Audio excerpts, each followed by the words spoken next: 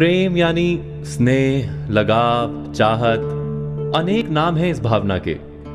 हम सब किसी ना किसी से प्रेम करते हैं। माता पिता से, प्रेयसी से या पत्नी से, संतानों से, परिवार या मित्रों से। माता पिता से हमें सुरक्षा प्राप्त होती है, पत्नी या प्रेयसी से आधार प्राप्त होता है, संतानों से अभिमान और परिवार तथा मित्रों से संतोष मिलता है। अर्थात जीवन में सारे सुखों का अनुभव हमें प्रेम से ही प्राप्त होता है। और फिर भी वही प्रेम का संबंध सदा दुख का कारण बन जाता है। ऐसा क्यों होता है? प्रेम का स्वाद भी कभी मीठा तो कभी कड़वा क्यों लगता है? क्या हम वास्तव में प्रेम को समझ ही नहीं पाते? इसे समझने के लिए हमें स्मरण करना होगा प्रेम या चाहत के अनुभव का।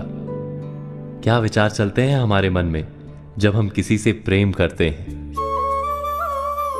जब गहरे प्रेम का अनुभव होता है तो हम सोचते हैं कि उस व्यक्ति को हम सारा सुख दे दें, सब कुछ दें जो हमारे पास है। बदले में हमें किसी वस्तु की इच्छा नहीं होती। क्या यह सत्य नहीं?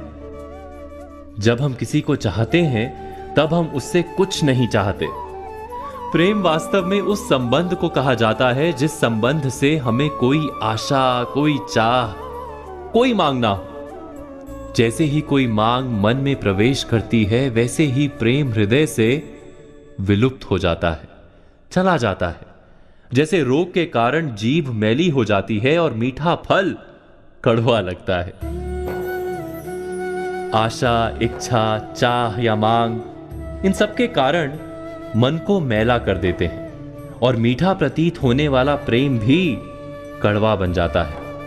अर्थात प्रेम उस संबंध का नाम है जिसमें कोई मांग नहीं। प्रेम की बात करते ही साथ विचार आता है घृणा का। घृणा का अनुभव किसने नहीं किया? किसी व्यक्ति का नाम सुनते ही मन में कड़वाहट आ जाए, हमारे अंतर में इच्छा जागे कि उस व्यक्ति का सर्वनाश हो। वही तो घृणा है ना? उसी व्यक्ति ने हमारे प्रेम को ठुकराया, हमारी कोई संपत्ति चुराई अथवा कारोबार में हमें धोखा दिया। ऐसे कई कारण भी हम सोच लेते हैं। लेकिन क्या वास्तव में किसी के कार्य का हमारी घृणा से कोई संबंध है? विचार कीजिए। एक धर्म के मानने वालों को दूसरे धर्म के मानने वालों के प्रति घृणा होती है। वहां तो किसी ने दूसरे को सीधा नुकसान नहीं पहुंचाया। हमारे मन में किसी के लिए घृणा क्यों जन्म लेती है? क्या इसका संबंध किसी के कार्य से है या सिर्फ हमारे मन से है? विश्व के सारे धर्म तो प्रेम और शांति का संदेश देते हैं, है ना?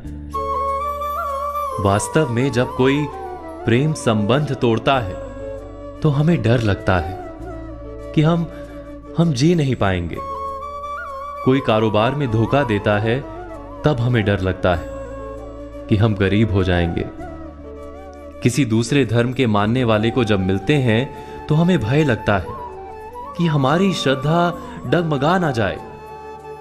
अर्थात हमारी घृणा का संबंध किसी की मान्यता अथवा कार्य से नहीं जुड़ा है, वो केवल हमारे हृदय के भय अथवा डर से जुड़ा है।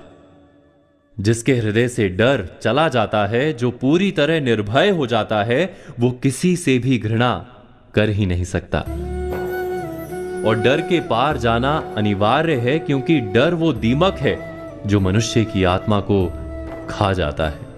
इस सब पर आप चिंतन, मनन, विचार अवश्य कीजिएगा।